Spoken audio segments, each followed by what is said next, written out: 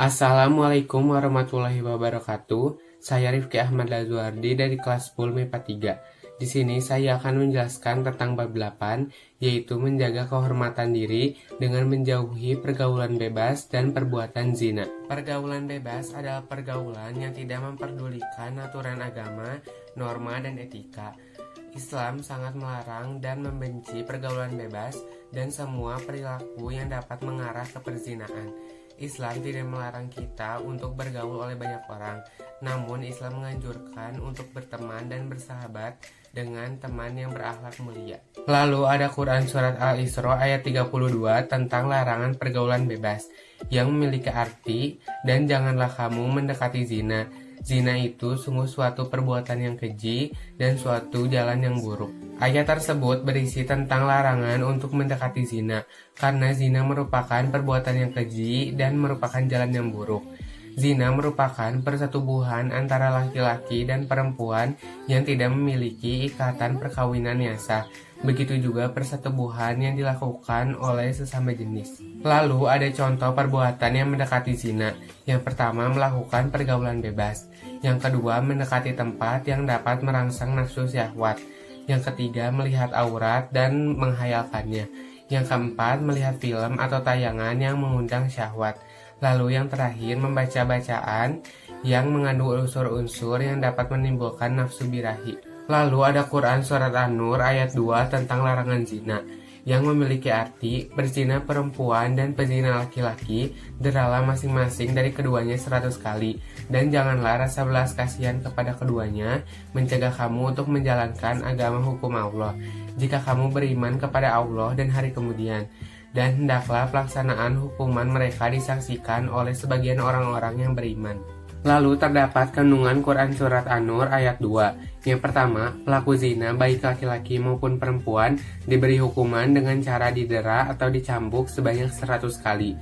Lalu yang kedua yaitu Allah Subhanahu wa Ta'ala melarang orang beriman berbelas kasihan kepada keduanya hingga mencegah menjalankan hukum Allah Subhanahu wa Ta'ala. Lalu yang ketiga, pelaksanaan hukuman bagi pelaku zina disaksikan oleh sebagian orang beriman. Lalu terdapat dua kategori zina. Yang pertama yaitu zina muhsan, zina yang dilakukan oleh seorang laki-laki ataupun perempuan yang sudah menikah.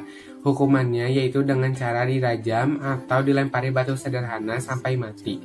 Lalu hukuman rajam ini dilakukan apabila memenuhi syarat, yaitu ada 4 saksi.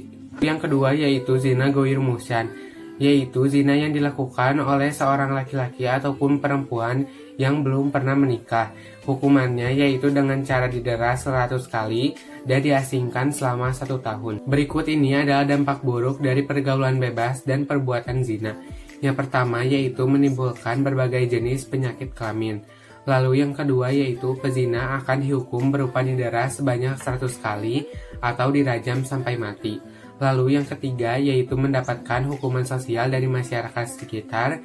Lalu yang keempat yaitu merusak dan mengaburkan hubungan nasab. Lalu yang kelima menghancurkan masa depan anak. Lalu yang keenam memicu perbuatan dosa lainnya. Selanjutnya yaitu hikmah menghindari zina dan pergaulan bebas. Yang pertama yaitu menjaga diri, kehormatan, dan martabat kemanusiaan. Lalu yang kedua yaitu menjaga keturunan agar terhindar dari ketidakjelasan nasab. Lalu yang ketiga yaitu menjaga diri dari penyakit yang ditimbulkan oleh perzinaan.